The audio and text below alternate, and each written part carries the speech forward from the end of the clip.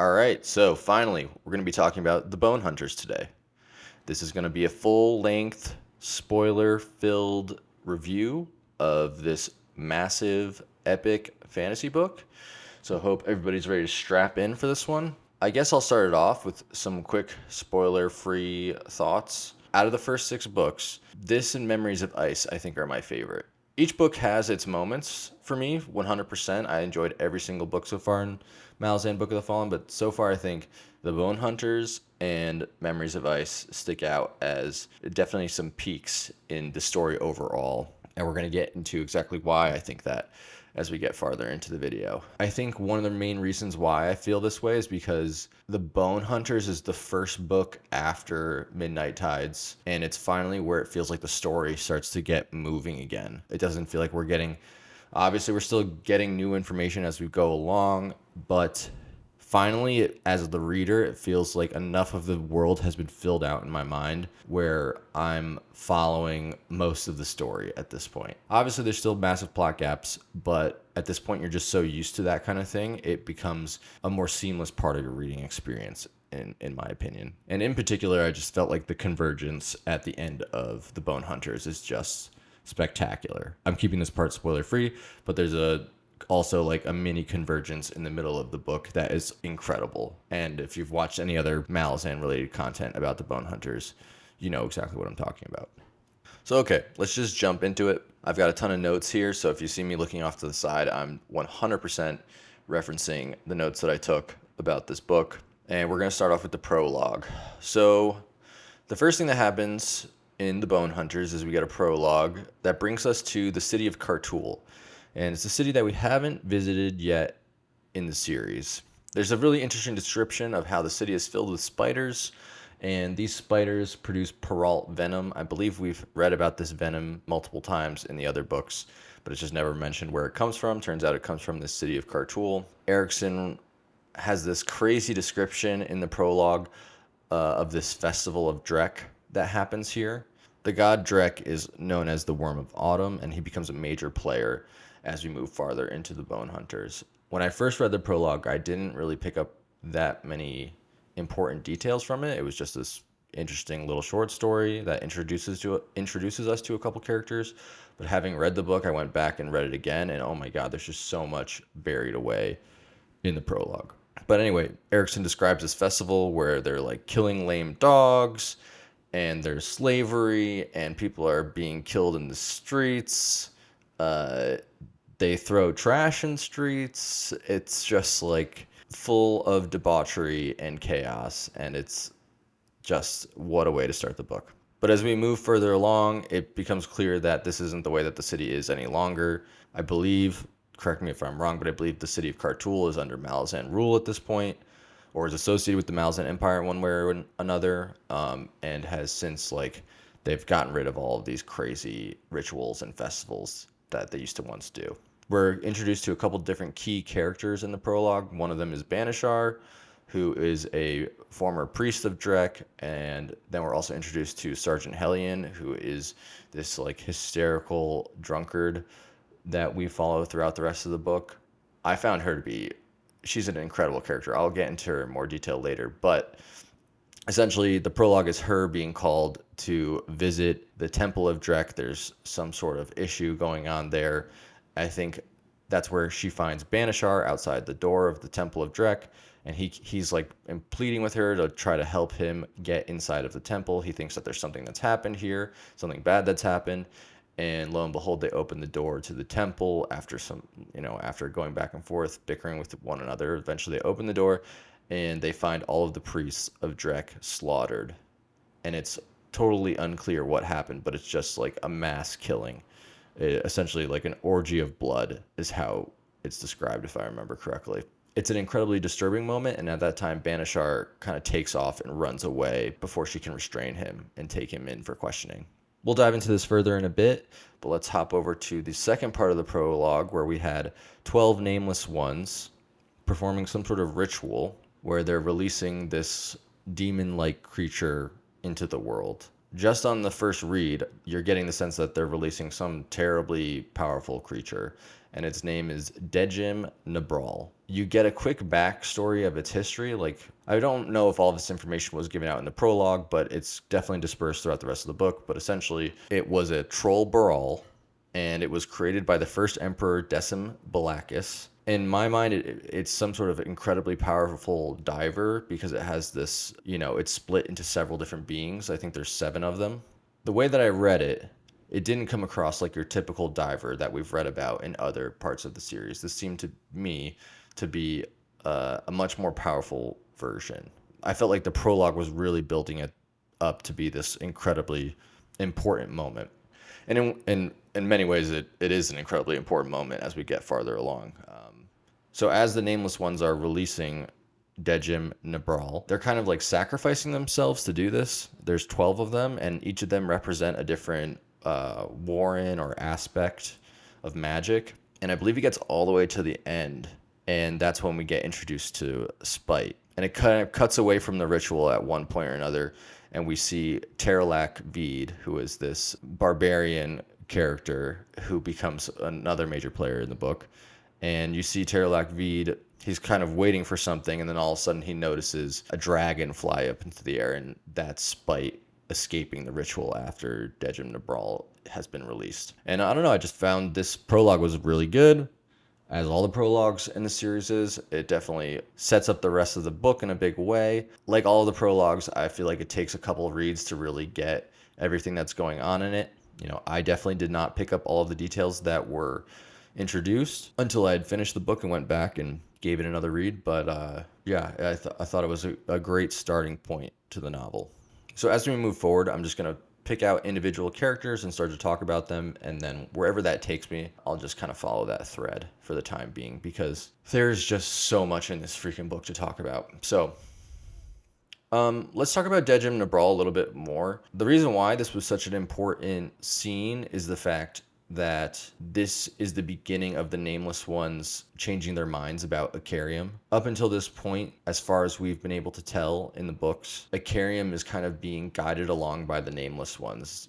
It's almost like they're trying to keep him from realizing who he is and how much power he has and what he's done in the past, even though we as the readers don't really know all of the information about what he's done in the past.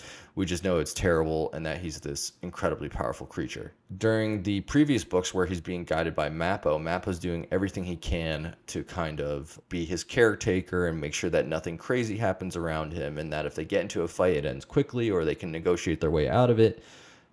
Mappo's this very caring individual for Icarium, and ends up becoming his friend, becoming his best friend. And really, like, the bond that they develop is very touching in many ways. But Dejim Nebrahl is going to throw a wrench into all of this because the Nameless Ones are sending this creature after Icarium and Mappo. Basically, they make a promise to it that if you accomplish a couple different tasks for us, then we'll let you go free. Dejim Nebrahl has this whole inner monologue where it assumes that once it's free, it's going to, take over the world and become incredibly powerful, because apparently as it kills things, it gains power and whatnot. The creature itself is very interesting, but it's not really the most important part of this whole storyline. The most important part of this is the fact that the Nameless Ones have decided to betray Mappo and Icarium. Really, they're betraying Mappo. With Icarium, it's more that they're just changing their goal. They're redirecting Icarium's power to another purpose. So this all comes to a head later in the book.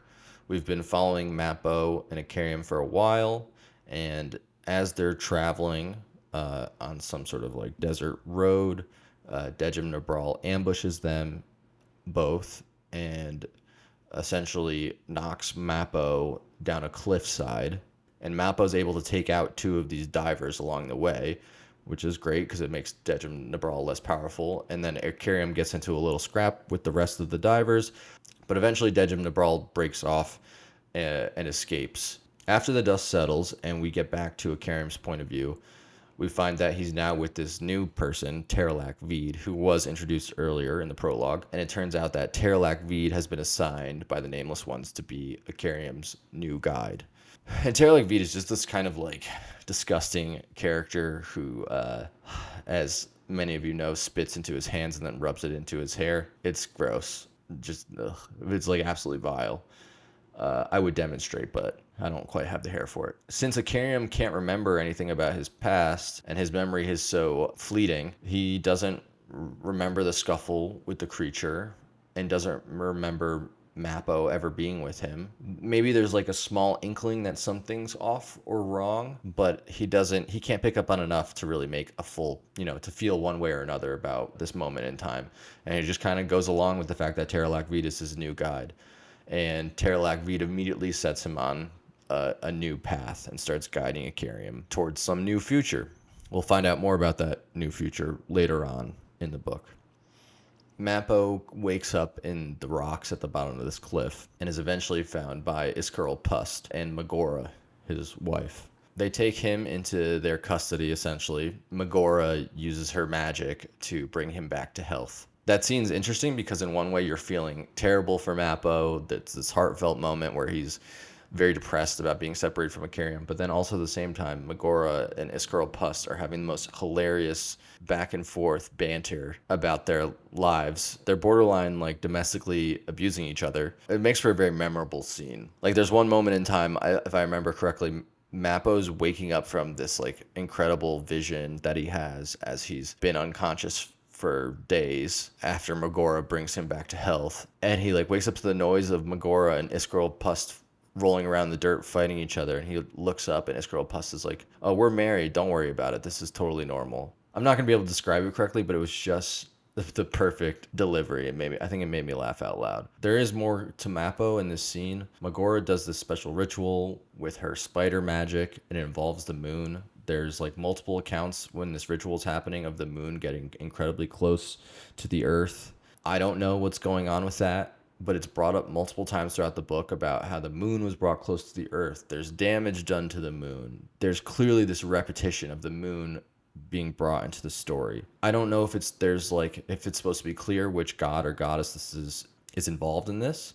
I couldn't pick up on it. There is an unnamed goddess that visits Mappo while he's unconscious in some sort of crazy other world that's got like these pillars that go to the sky, and it's essentially like he's in a giant temple, but it's a temple like the size of an entire landscape, if I remember correctly. And he has this conversation with this goddess, and she gives him some sort of blessing. It's totally unclear what that is, and I know it'll probably come to fruition. But when Mappo wakes back up, 𝒂𝒊𝒏 visits the three of them, Iskar, 𝒂𝒊𝒏, and Mappo. 𝒂𝒊𝒏 gives some information to Mappo, essentially says, "Hey, you're doing the right thing. You need to go after Icarium. He deserves an ending to this tale that he's been going through." 𝒂𝒊𝒏 warns that there's a giant convergence coming and that Mappo needs to be there for it. I have a feeling when 𝒂𝒊𝒏's talking about this, he's talking about a convergence in the final book. There is a massive convergence at the end of the Bonehunters, but I don't think that's what 𝒂𝒊𝒏 is discussing in this one particular instance. It seems more to me that he's alluding to like the final conclusion of the whole story with Icarium, which does not come in the Bonehunters. We will have to wait and see where that goes, but it's going to involve Mappo, the Nameless Ones, and Icarium, and some end of the world apocalyptic scenario. Okay, let's talk about Apsalar for a little bit. Let's cover the way that her story starts in the Bonehunters. At the beginning of the book, she's on her own, and she's given a list of tasks that she has to accomplish for 𝒂𝒊𝒏. Essentially, it's a hit list of sorts. Not all of them have to do with killing people. She's been told by 𝒂𝒊𝒏 that if she accomplishes all of these tasks, she'll be released from his service. Apsalar's not really sure if that's going to be the case. She can't tell if he's trying to lie to her to get her to do things, or if he's really going to be true to his word and let her go at the end of this. But she just knows that this is what she has to do for the time being. She travels to Yghatan and kills this famous spy Mebra. And along the way, I believe this is when she picks up Kirtle and Telerast. She's traveling through the Warren of Shadow at one point, and she comes across these two ghosts that are chained up in the Warren. Erikson has these characters throughout the book that are just kind of like made to be annoyances to the main characters. Some of them are comic relief. Some of them are just a pure pain in the ass. Kirtle and Telerast are a little bit of both. It took me, at first I was really annoyed by them, and I was like, am I going to have to read about these guys every time Apsalar's, being focused on? But over time, they grew on me. and their banter started to make more sense. Yeah, by the end of the book, I actually enjoyed reading about them. And there's way more to them, clearly, than is being led on. At first, they just seem like ghosts. You're not sure, are these Tistiandi? Are these Tistiiter? There's all different allusions to what they could be. In some ways, they're helping Apsalar, right? Like, they're providing advice in some way to her. But there are several conversations where it's clear that they're also trying to work against her in one way or another. But at the end of the day, it's not clear yet in this book what their end goal is. They haven't gotten there yet. So it is led on, though. I will say it is led on, though, that they're dragons. That when that first got revealed, I was like, oh, okay, that makes sense.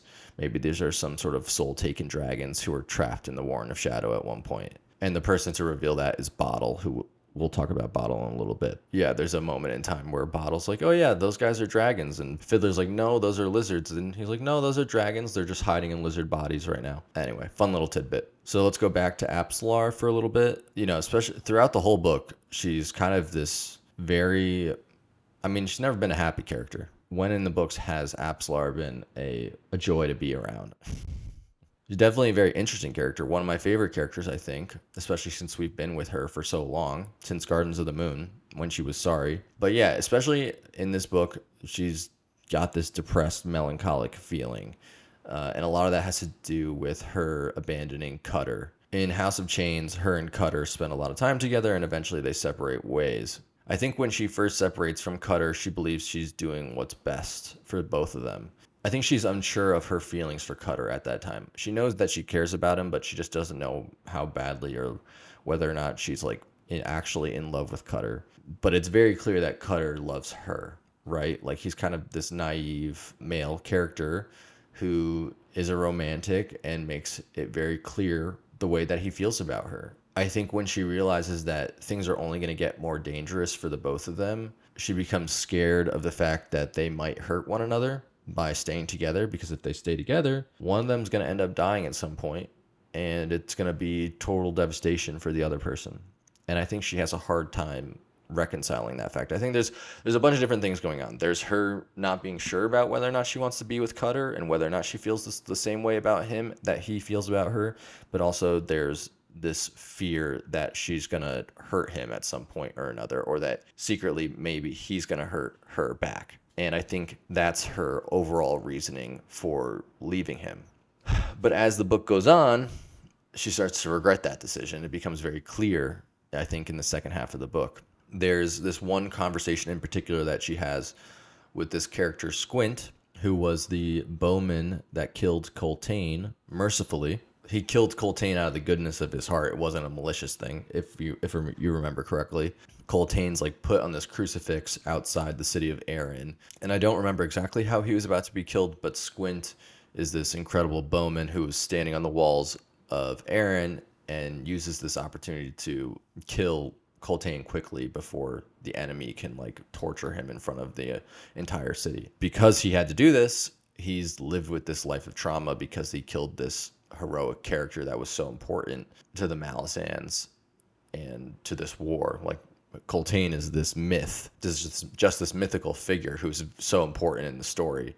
And Squint regrets that he killed him, even though he did it for a good reason. Realistically, no one should have a problem with the fact that Squint had to do that, but I think it's just one of those things where it just wears on him over time. And anyway, Squint has this conversation with Apsalar, and Erikson makes it very clear that both of them know who the other person is, but they both pretend that they don't know each other. It's a really interesting choice there, where they're both saying, hey, I'm just going to let you be this this other stranger, and I'm not going to pretend to know your story, and I'm just going to let you speak your mind. It's very therapeutic, I think, for both of them. But during this story, Apsalar kind of finally really admits to missing Cutter, or to regretting the fact that she separated herself from him. And there's just a couple of different quotes that I want to read really quickly that I just found so impactful when I read them. I mean, look, I'm just going to be honest. I felt like this really hit me personally. Like, it just I don't know. It just connects with your life. Like, I'm sure we've all been in love with somebody at one point or another.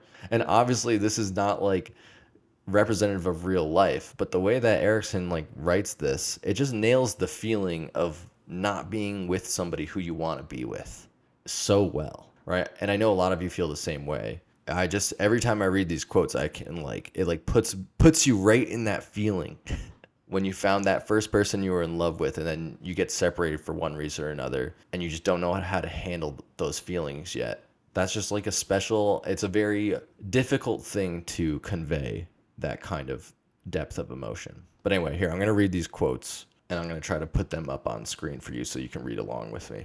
So this is Apsalar talking to Squint. It's nighttime. They're on a ship, and they're looking at the moon. When I was a child, Apsalar said, I believe there were cities there, but no wars, just beautiful gardens, and the flowers were ever in bloom, every season, day, and night, filling the air with wondrous scents. You know, I told all of that to someone once. He later said to me that he fell in love with me that night, with that story. He was young then. He was young, you see. And now he's just that emptiness in your eyes, Apsalar. And I just feel like that quote in particular, that's Squint nailing the fact that Apsalar does miss Cutter. All right, so going on, there's more quotes here. That young man, what happened to him? I don't know, I left him. You didn't love him? She sighed. Squint, it's complicated. I've hinted at my own past. The truth is, I loved him too much to see him fall so far into my life, into what I was, and still am. He deserves better. You damn fool woman. Look at me. I'm alone. Once I wasn't in no hurry to change that.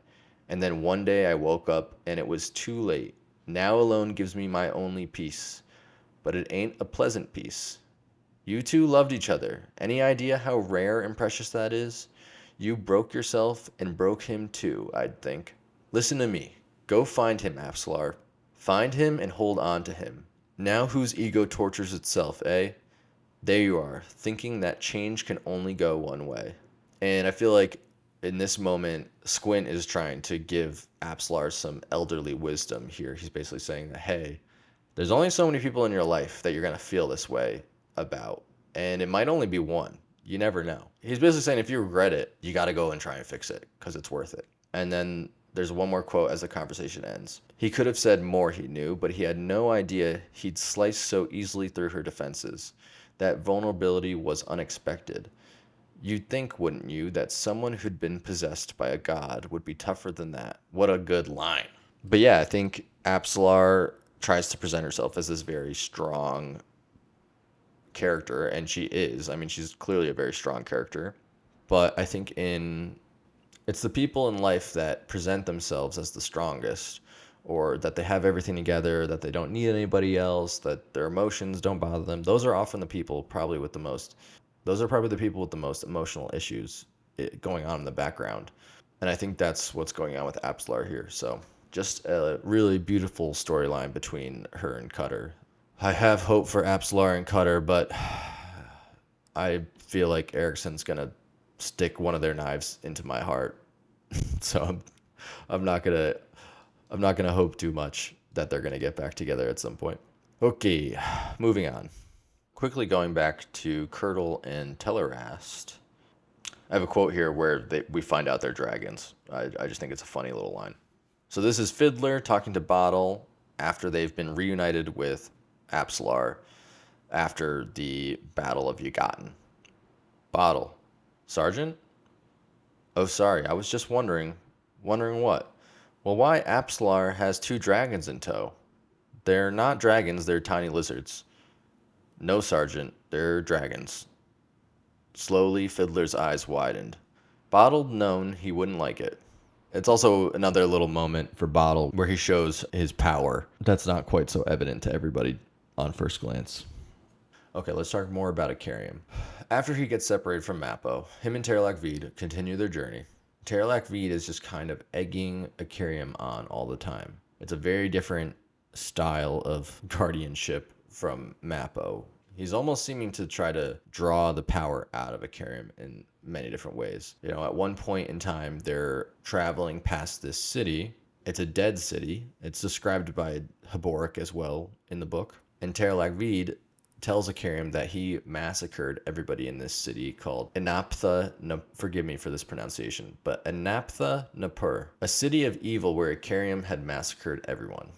𝒂�𒒏 tries to tell Icarium that the enemy is evil and that the face of the world is evil. And Icarium puts together that his enemy is the world. And isn't that a depressing statement?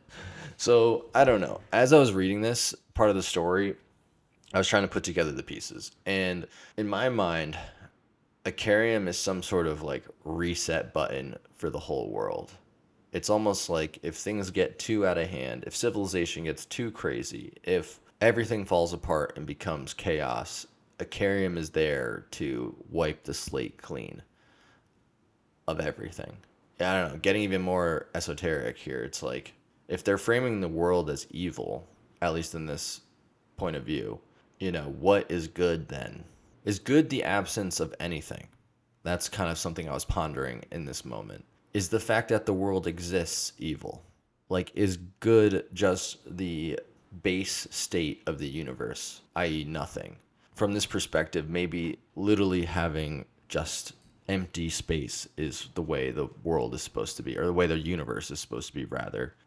And whoever created Icarium, whether it be the nameless ones or somebody else, maybe that person thinks that the fact that anything exists, gods, warrens, holds, every species on this world, maybe they just think that, the fact that any of this exists is evil, and that they need to go back to a time where there was nothing. Like, in our reality, that would be before the Big Bang, or like, before the creation of the universe, essentially, is what I'm trying to get at. And maybe I'm totally off track here, not even in the realm of the real message that's trying to be conveyed here, but that was just kind of like where my head was going, as, the world is being framed as evil. And I don't know, it just seems like if Icarium really gets going, it seems like there's supposed to be nothing that stands in his way, and that whether it be gods or ascendants, all this stuff. So something to think about. I'm curious how that will net out in the end. I am quite a bit farther along in the books than I'm talking about in this one particular review. I'm currently reading Toll the Hounds. At that point in time, we haven't really gotten to the conclusion of Icarium's story. So this is still something I'm thinking about, and still isn't totally clear, like what is the purpose he's really made for. I know he's supposed to like kill everything, but why? Like, what was the purpose behind that? And so this is my current thesis, is that just like he's essentially this reset button for the universe, or for this world. Whoever created him would just rather that there be nothing. So over the course of their journey, 𝒂�𒒏 is kind of going back to what I was saying before, he's egging Icarium on. He's telling Icarium that there's this foe that only he can defeat. That foe is going to be Rulad, the Tisti Eater Emperor from Midnight Tides, who can't die because of the sword that the crippled god gave him. And so it's clear that the Nameless Ones have kind of put Icarium on this mission to take care of the problem of Rulad and the crippled god in the empire of the 𝒂�12. But at the same time, as the reader, you're going like, well, if you're pushing him towards that, aren't you pushing him to activate all of his like crazy shit where he's gonna destroy the world? It just brings up the question of why the Nameless Ones have decided to change their mind about using Icarium.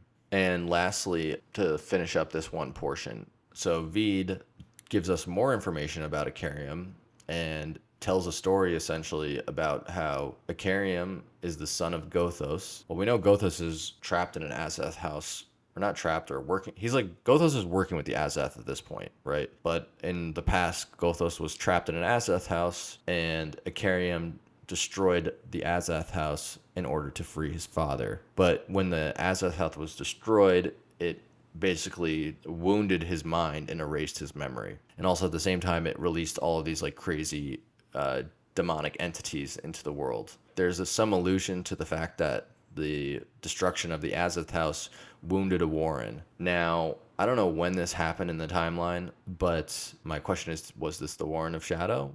The Warren that we know about that has been like basically blown apart, and so there's all these different pieces of the Warren of Shadow across this world. That's a thesis I have. And then he kind of describes the fact that the Nameless Ones were created in order to give Icarium a moral compass. But I don't know, I don't get the vibe that these are very moral individuals, so we'll see where it goes.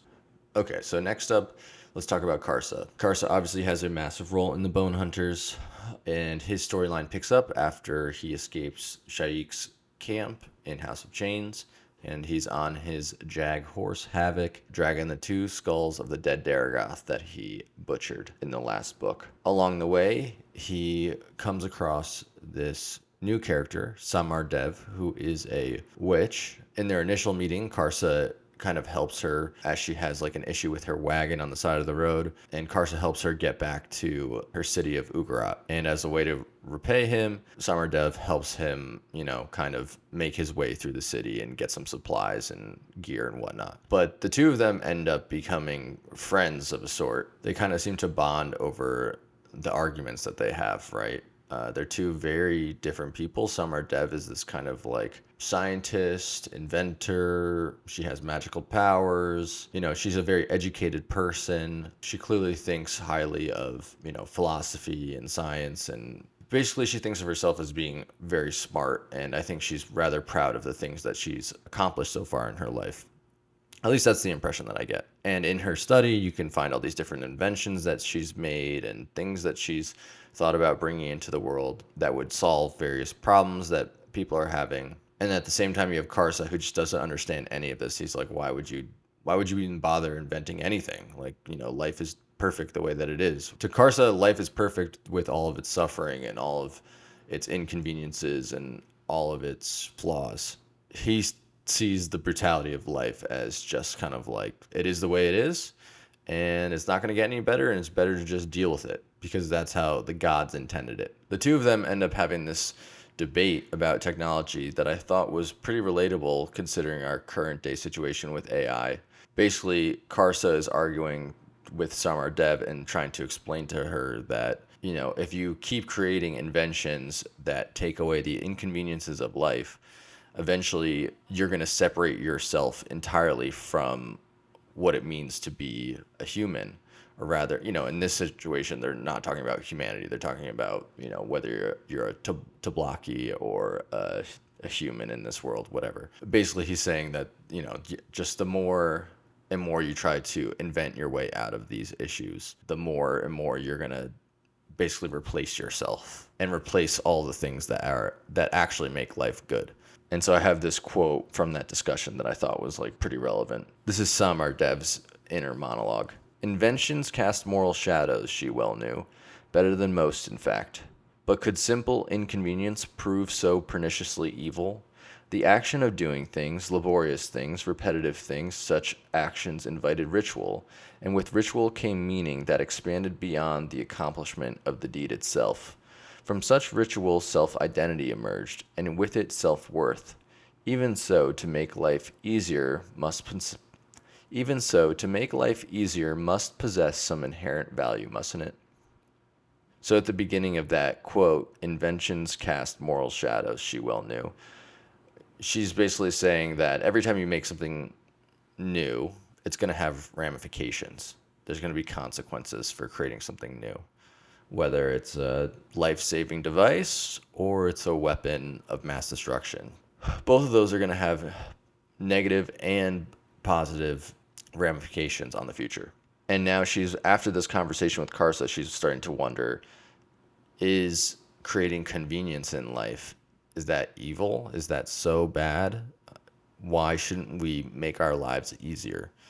And Karsa's argument is that those little inconveniences are what make life worth living. And you can kind of see that in just the way that he acts. It's like he's always slightly angry to some degree, but he never really bitches about whatever he has to do. He just fucking does it. And that is, that is a very effective way to live. There's people like that in our society who live that way. And oftentimes those are the most high achieving type of people. Some would question whether or not is that the best way to live? Who knows? Like, is that the most satisfying way to live? That's not what we're here to decide in this book review. But then a couple lines down, the action of doing things, laborious things, repetitive things, such actions invited ritual. And with ritual came meaning that expanded beyond the accomplishment of the deed itself. So in this line, essentially what she's trying to get across is that when we create rituals in our lives, over time, something that could seem like a small ritual starts to have a greater impact on our life, because as you do something over and over and over again, that has like an exponential effect on you. And how you think about the world. And it could be something incredibly small and seemingly meaningless. Just depending on who you are and the way you perceive things, it could have a long-term effect. So when you create inventions that do away with some of those rituals or replace those rituals, you're eliminating the things that give somebody meaning. When I first read this conversation, that was a point in time where I thought like, oh, these are going to be a good pair for each other, a good pair of characters to travel together because they just bounce off so well with one another. They're very good foils. There's another cool, and I think it's in the first half of the book, there's another cool moment with Karsa where Karsa and 𝑠amardev meet the Holy Falad, the ruler of Ugarat, outside of this Moraval keep. And this is where the Malazan garrison from Ugarat fled during the rebellion. And there's like a siege of soldiers outside of this keep. The keep is this crazy cool fortress that's built into the side of a cliff. And there's a empty moat surrounding it, right? So picture like a giant dry moat separating the army and this keep. But there's no sign of the soldiers who have been inside of it for, I forget if it's like weeks or months at this point. Karsa basically walks up to the army that's laying siege to this keep and he goes, "What's going on here?" And the ruler's like, "Oh, well, we're trying to we're biding our time, waiting for the right moment to attack." And Karsa's just like, "I'll go." And Karsa just walks across the keep, climbs up some rocks, and finds his way inside of the fortress. Just the perfect epitome of Karsa. Just like walks up there. What's the problem here?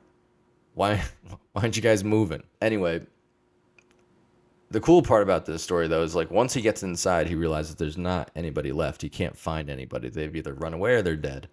I'm pretty sure they're dead for one reason or another. But as he's starting to make his way through the fortress, he gets attacked by a 𝑘𝒐𝒊𝒂𝒏𝒂𝒍, which is called a short tail 𝒂𝒐𝒊𝒂𝒏𝒂𝒍. They have this like one-on-one battle that goes back and forth inside of the fortress.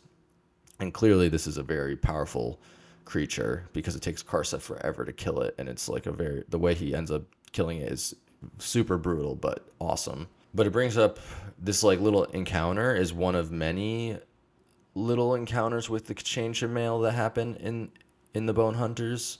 And it's clear that the way that Erikson describes the scene, the 𝒂𝒐𝒊𝒂𝒏𝒂𝒍 was, I don't know if it was imprisoned or it was asleep, but there's clearly a allusion to the fact that it had been like buried underground at one point underneath this fortress. I got the sense that it had like woken up or been resurrected or something at some point in time. And it had probably, I'm assuming what happened is the Malazans moved into this fortress to escape the rebellion of 7 cities. And as they were, exploring the fortress, they woke up this 𝒂𝒐𝒊𝒂𝒏𝒂𝒍, and either they woke it up or it woke up itself and then it killed all of them, right? But something throughout this world is kind of bringing the 𝒂𝒂𝒊𝒂𝒏𝒂𝒍 back into existence. And it's not entirely clear what yet. But anyway, after that, to wrap up this little bit about Karsa, maybe we'll talk about him a little bit more later on. But essentially, him and 𝑠amardev go on this journey. I can't remember the name of the desert, but you all know there's so many different Odhans or whatever, 𝒂𝒊𝒂𝒏 something or other. They go on this journey through the desert.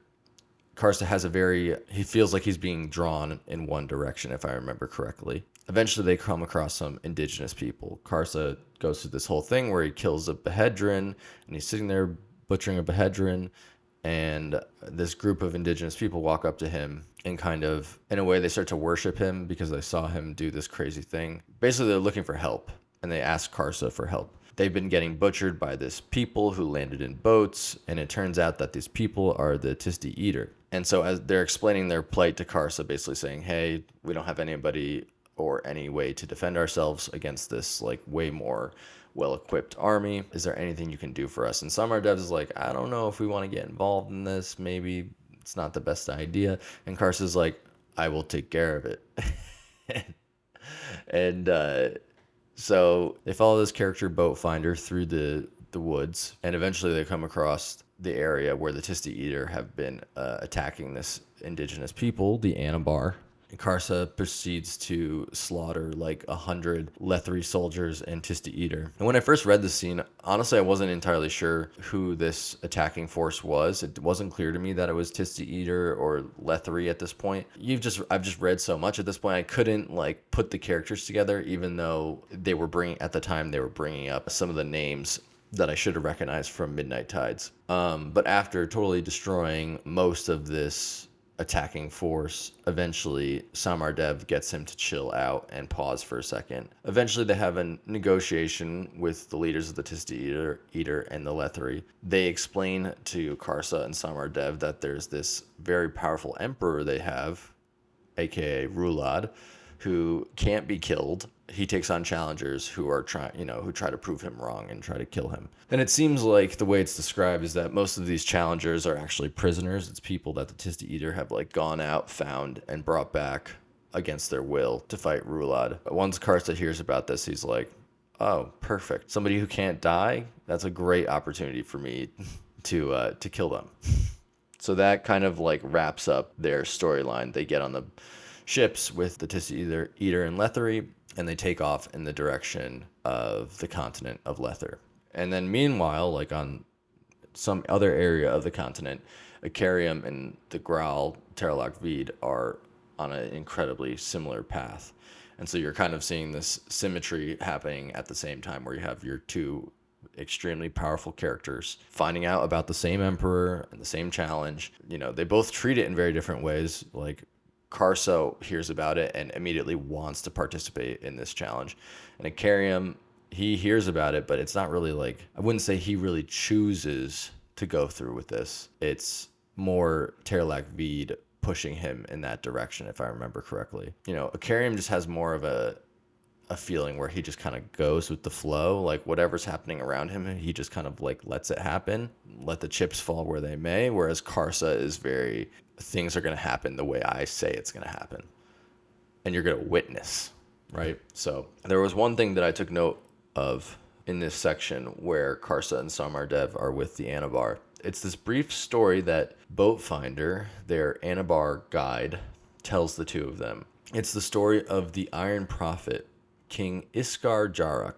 And it's a bit of like this history lesson, right? About the Anabar's past and, the other societies in the nearby region about their past. And essentially that's kind of, the Anabar thought that Karsa was a part of this ancient society that the Iron Prophet used to rule. I'm going to totally screw this up, but I'm thinking that's what this was, right? They thought that Karsa was an ancient warrior coming to save them. When they find out that's not the case, they tell the story of like what they are expecting. And the way that it's explained, it's like it's one of these moments, right, where Erikson drops some knowledge that is going to be very important down the line, but you're not entirely sure why. So I'm not really sure where this guy, King Iskar Jarak, is going to come back around. I'm reading Toll the Hound, so I know a little bit more at this point. I haven't made it so far that I have a full explanation for this. This whole storyline with the Iron Prophet's kingdom and what happens here is something to take note of. There's one point where Samardev asks, where is the Iron Prophet's kingdom? And Boatfinder replies that they cannot go to it because it's locked in the past. And the past is beyond a bridge that burns. So that's all clearly very metaphorical. And obviously it's going to have something to do with Warrens and another realm, maybe the Nascent. I'm not going to spend too long pondering it, but I'm sure it's going to come back around in a big way. All right, moving on. All right, let's start talking about the 14th storyline. So it picks up after House of Chains. Leoman and the Flails is still a threat, and Adjunct Tavor has to hunt him down, right? The thing is, though, the 14th really hasn't had a proper engagement to this point. They've had some skirmishes and some minor battles, but they haven't really proved themselves yet as an army. Adjunct Tavor really hasn't. She's done, she's had some important moments so far, but she has yet to really prove herself as a leader. There's an air of distrust still among the soldiers. Now, Leoman and the Flails tries to escape in the direction of this city called Yghatan, or Yghatan. I think Yghatan is the way to say it. And eventually he makes it to the city, right? And he makes it there well before Adjunct Tavor. Tavor knows this is going to happen as she's following Leoman the Flail. She can kind of tell the direction he's going. But the thing is, Yghatan was also the site of a major Malazan defeat in the past. So there's kind of this superstitious feeling around the city. You know, it's like this is where Malazans go to die. The last person these soldiers want to be following is somebody who has not proven themselves yet in combat. So there's a ton of buildup in this section of the book, right? Like everything is building. You can just tell that something crazy is going to happen at this fight. The way the story starts to get laid out. So inside the city, there's a couple things going on. Leoman the Flails is preparing the city's defenses for the siege, or rather he should be preparing the city's defenses, but it doesn't really seem like he's taking the necessary precautions that he should be. And we're kind of seeing this through the eyes of this soldier Korab, who was Leoman the Flail's second in command. And Korab is this like fanatic, devout follower of Leoman and of Shaikh, right? And totally believes in the rebellion and despises the Malazans with all, you know, every part of his being. Believes that what they're doing is 100% in the right, and whatever they can do to kill some Malazan soldiers before they finally die, Korab is totally down with that. He's like ready to go. When Leoman the Flails originally arrived at Yghatan, he took the captain of the city guard, who was this woman, Dunsparrow, under his wing. And they clearly have this like flirtatious, budding relationship that's going on. But immediately, Dunsparrow kind of takes the place of being second in command. Korab doesn't understand why this is happening. It just kind of happens out of nowhere. And mostly it's just happening because it seems like Leoman's really into this chick. I don't know. Sometimes when that happens, people get special privileges. Korab, even though he wants to believe that Leoman's doing everything right and has the best interests for the remainder of the group, he starts to not really trust the situation in Yghatan. At first, you're not very sympathetic to this character at all. I want the Malazans to win at this point. I never really felt something for these characters. Maybe for Leoman of Flails, you're like, okay, this is a guy's a badass leader. He does some pretty cool things in the previous books. But for Korab, I didn't really have any sort of sympathy towards until this moment where you can start to feel him get ousted from the group. Fun side note about Dunsparrow. Dunsparrow is Whiskey Jack's sister. I have no idea how that's going to become relevant later on, but it probably will. So we should all take note of that moving forward. I've like I said, I've read quite a bit farther into the books, and this has still not come back around. So yeah, I'm not sure what to make of Dunsparrow. Dunsparrow doesn't really have a major role in the Siege of Yghatan. You know, she obviously has some scenes where she's involved and she has dialogue, whatnot, but she's not a character of note. She more just takes the place of this person who, Korab and Leoman are the main focus here, and Dunsparrow just happens to be in between them. So anyway, as they're getting closer to the siege and the Malazans are starting to arrive outside the city, Korab is like, all right, what is the deal here? What's the plan? Leoman hasn't told anybody really what his plan is. At one point, there's a description of the fact that Leoman has purchased or confiscated all of the city's supply of olive oil. And you're like, what? I didn't even know that olive oil could burn. I didn't know why he was doing that. I thought for a second, I was like, is this for like rations? Are they going to survive off the olive oil? Like, you can drink olive oil. It's not good for you, but like there's calories in it. That's where my mind went initially, right? Let's move a little farther along. So anyway, that's what's going on inside the city is like they're getting ready for the siege, but there's also a lot of inner turmoil between the defenders of the city. Outside the city, Adjunct Tavor's army is starting to arrive and assemble, and Adjunct Tavor has made it really clear to all of her fists and to the rest of the army that they're just going to attack ASAP. There's this plague that has been spreading throughout the 7 cities. We haven't talked about it yet in this video, but there's been hints of it throughout the beginning of the book, and essentially the plague is moving towards Yghatan, and Adjunct Tavor wants to make sure that the battle is over before the plague reaches them because she doesn't want it spreading through the army. So that kind of puts some pressure on this conflict to happen very soon. And there's obviously some, various people have different thoughts about how quickly she's deciding to attack the city. From outside of the city, Adjunct Tavor and her fists and the soldiers, they don't really know what's been going on inside Yghatan. and it's not clear to them how this defense is going to be arrayed against them. There's no obvious signs that they've prepared some massive force. So in many ways, they think it's going to be a relatively easy engagement, but there's still that looming suspicion of the fact that it's Yghatan, that something's going to go wrong. I don't know. And there was just this air as they're going into the engagement, this air of unease. I don't know. It was like embedded into the words, the way it was written. You could just tell that something was off. The siege starts, and you have all of these sappers running through the night under the cover of the squad mages who are using magic to disguise their approach. And they run up to the walls, right? And they have all their cussers and Moranth charges that they're going to place at the bottom of the wall in order to create a breach. And as they're laying their charges, there's this one sapper, Crump, who is like just a crazy person. All of the sappers are crazy, but even Cuddle, who is one of the main sappers in the 14th at this point, describes Crump as being like out of his mind, if I remember correctly. What Crump does is he rigs, I think it's 3 cussers together at once and places it on the wall, and then he triggers it before there's any signal that they're supposed to blow up the wall. So I think that everybody's in the middle of laying their charges, getting things set up, and then Crump's just like, oops, and sets these charges off, and immediately everybody has to sprint away from the wall, and there's a massive explosion that just like erupts across the battlefield and rips a hole in this wall. This does the job that they wanted, right? It creates a huge breach for the army to move through, but at the same time, he kills dozens of Malazan soldiers, whether through the initial explosion or the debris that's falling across the battlefield. It's just honestly, it's a great description.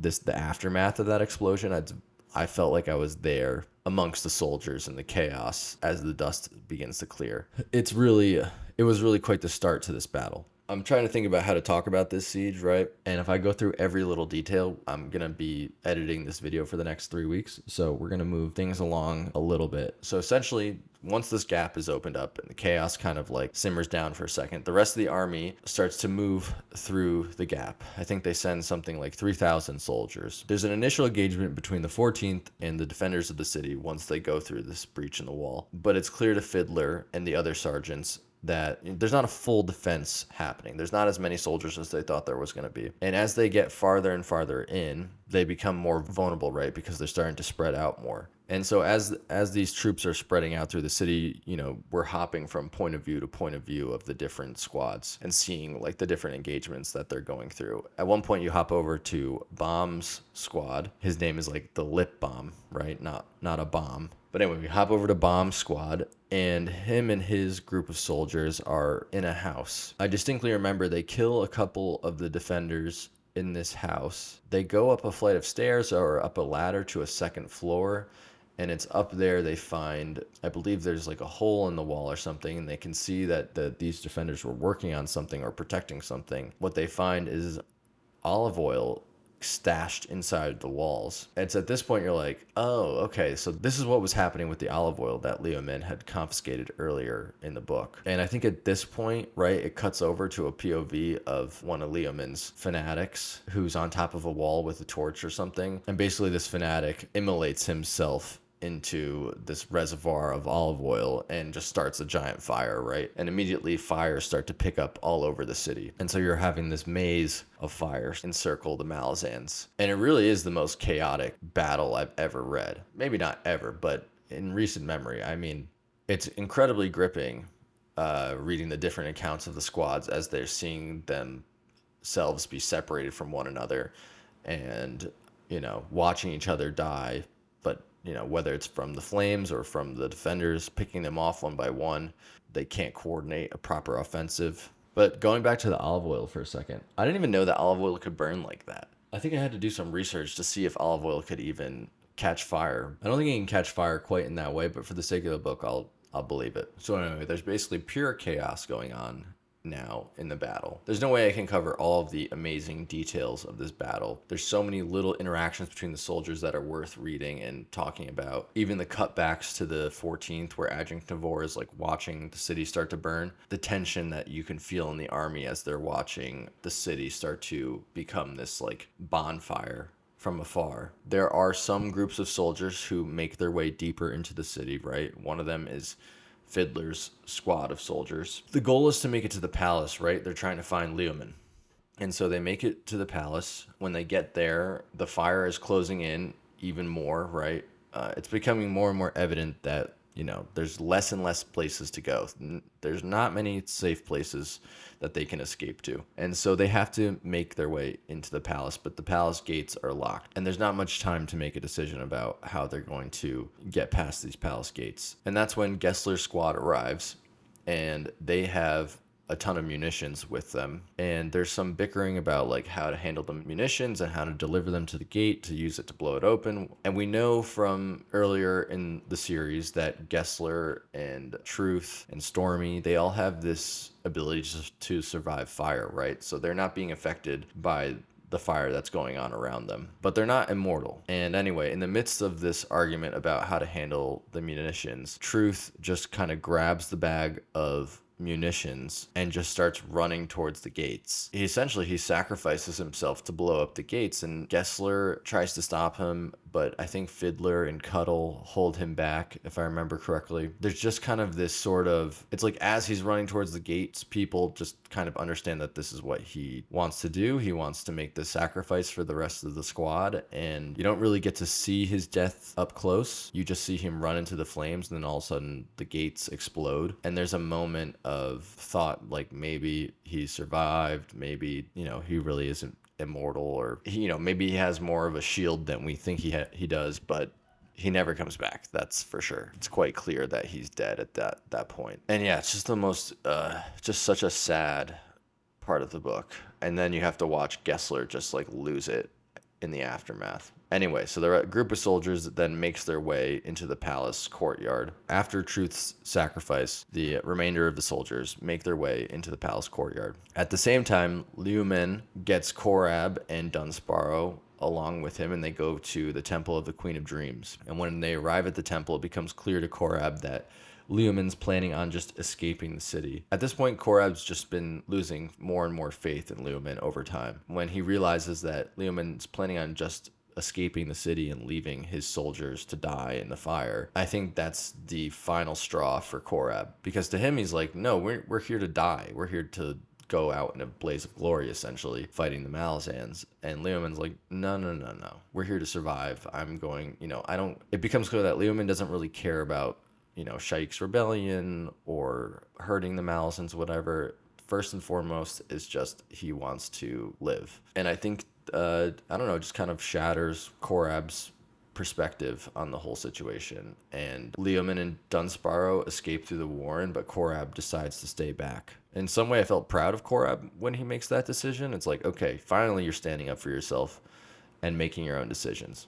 That's good. You're still a crazy fanatic, but I like you a little bit more than I did previously. And so fast forward a little bit, the soldiers in 𝒂💏💄💏's and Fiddler's squad, there's nowhere else really for them to go, and they end up in this temple with 𝒂💏💏, right? Like, I believe they come into the temple and they don't see anybody at first, but they end up finding 𝒂💏💏 and also a group of children. I think if I remember correctly, there's something like 16 or 20 children who have been hiding in this temple. 𝒂💏💏 is there by himself protecting the children. So now you have the Malazans, 𝒂💏💏 from the defenders, and these children trapped in this temple together, and everything's burning around them, and it's getting hotter and hotter, and there's less and less options for them. And it's at this point that they decide they're not going to kill 𝒂💏💏, they're going to take him as prisoner, which I think 𝒂💏💏 is kind of in disbelief about that at first. He's like, why? He just expected that the Malazans would just kill him outright. But no, they take him as a prisoner. They're trying to find a way out of the temple.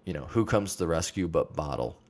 Bottle ends up using one of his rats and just his general sense of awareness that he has to find a tunnel through the floor of the temple. And so as the fire is getting closer and closer, they make the unanimous decision that the only way that they're going to escape this temple is by going through this tunnel and just seeing where it leads and hoping that it takes them out of the city at some point. So this group of soldiers and the children all form a long chain essentially. I think it goes like it was going soldier, child, and then they just put themselves into this tunnel and begin making their way underground. And what proceeds to follow is just like one of the most, I think when I got to this part of the book, I don't think I stopped reading until they eventually escape the tunnels. It is just so gripping and claustrophobic.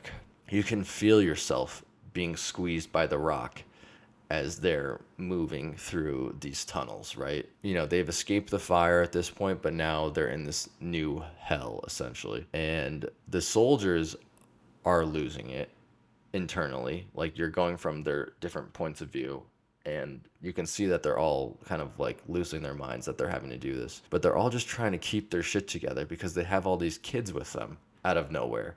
And none of them want to be the blubbering idiot who freaks out the kids, because some of the kids are scared, some of the kids think it's a game, and they can't afford to have hysteria down in the tunnels right now. So the only way they can keep it together is just by putting on, like, just blindly believing that they're going to escape and putting one foot in front of the other, right? So yeah, I just found that, like, very, I don't know, if it was very impactful to watch that. And so they're moving through the remains of the city, right? As they're going through the tunnels, they're finding like older parts of the city, places that were forgotten. Erickson's writing about how the city is built on other cities and everything's stacked on top of each other. So they're going down old roads and old alleyways that have been long forgotten. And the whole time you feel like you're right there with them. It's clear that the tunnels are taking them, you know, far away from their origin point in the city.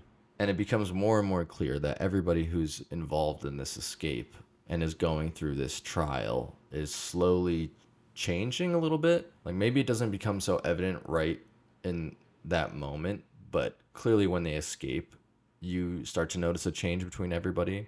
One, they become kind of more bonded together, but also it is a little bit metaphorical where, you know, they went through a fire. A fire is this transformative force, right? It might burn down a forest, but it also might create room for a new forest to start, if that makes sense. Maybe I'm looking too far into it, but it does feel like Erickson used fire as a metaphor in this sense, where this group of soldiers, the 14th, maybe they had been through individual battles by themselves, but they hadn't been through one altogether yet. And so you have this group of like veteran soldiers and new soldiers who haven't experienced combat before, and they're all changed together by this siege and by this fire, and then by the tunnels, the escape through the tunnels afterwards. And so eventually they do make their way out of the tunnels and they find a way to escape. But they notice that Fiddler and Korab are still back in the tunnels, right? When they originally escaped the temple and formed this long line going down into the tunnels, Fiddler volunteers to go last with Korab because, one, Korab's a prisoner, but two, Fiddler has an injured leg and he can't move properly, right? So he knows that if he goes ahead of everybody, he's going to cause a traffic jam and just slow everybody up. So he decides to go last. And as Korab and Fiddler are traveling through the tunnels, you're kind of getting this, you're watching Korab's whole mental perspective change. Everything he believed beforehand gets washed away. He has realizations that the Malazans are just soldiers in another army taking orders from somebody else who's in charge. Yes, they're soldiers who's killed probably many of his friends, but it's honestly, it wasn't anything personal on their part. It's like they're just doing their job. And so Korab starts to kind of bond with Fiddler along the way and makes this point towards the end of their journey out of the tunnels where Fiddler just can't really make much more progress on his own. And the only way he's going to get out is if Korab basically drags him out with him. I think Fiddler even tells him at one point, like, hey, just go without me. I'm not going to like make it out of the tunnel. There's nothing I can do about it at this point. But Korab decides to stay. And that's just like right there's a juxtaposition to what Leoman did with Korab, where Leoman was choosing to escape his soldiers, right? Or Leoman was choosing to escape the siege and was going to just leave his soldiers to die. And then kind of the same option is presented to Korab here in the tunnels, where Korab's given the option, hey, just like save yourself and move on. And Korab says, nope, I'm going to stay right here with you. And, you know, if you die, I die. And I don't know, it's just this like beautiful metaphorical moment there in the tunnels. Yeah, but they don't end up dying in the tunnels. Somebody goes back once they realize that they weren't with the main group of escapees, and somebody goes back and finds them in the tunnels and drags them out. And I just remember reading, the portion after they escape the tunnels and they're all kind of like gathering themselves outside of the city. It's just this like sigh of relief, but also like you're just mentally drained after you read this portion of the book. I don't know, I felt like it sapped a lot of mental energy just following them through this whole journey, right? Really something. If you talk to somebody who's read the Bonehunters, everybody brings up the Siege of Yghatan. It's just so memorable. One of the best battles I've ever read, for sure. I don't think it's one of the best battles I've ever read because of the crazy fights that happen or the combat tactics. Yes, like the plan with Leoman is very cool and interesting and caught me off guard, but it's more about the trial of the situation itself and how it presents moments for people to make very important decisions that have a major impact on the characters and the direction of the book. Whether that be like Leoman and 𝒂𝒊𝒏, or Truth making a decision to sacrifice himself, 𝒂𝒊𝒏 not leaving Fiddler in the tunnels, Fiddler not deciding to kill 𝒂𝒊𝒏 when they find him in the temple. Like there's all these moments of impact where people make decisions in this battle that really make it the work of art that I think it is. So, something else. So fast forwarding a little bit, because there's a massive portion of time that passes between when these soldiers escape Yghatan and then when they are reunited with the 14th. Because while they're inside these tunnels escaping, the 14th has now moved on and just assumed that they're all dead.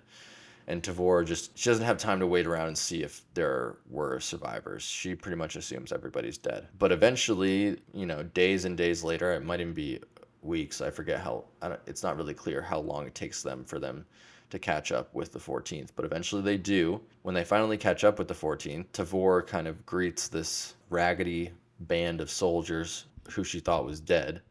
And there's this kind of interesting quote that I thought was damn impactful at the time. So I'm gonna read it. So this is Adjunct Tavor walking up to Fiddler and the rest of the soldiers. "Sergeant," the adjunct said, seemingly unperturbed, "am I to understand that you and those squads behind you burrowed beneath Yghatan in the midst of the firestorm, somehow managing not to get cooked in the process, and then dug your way clear?" Fiddler turned his head and spat blood.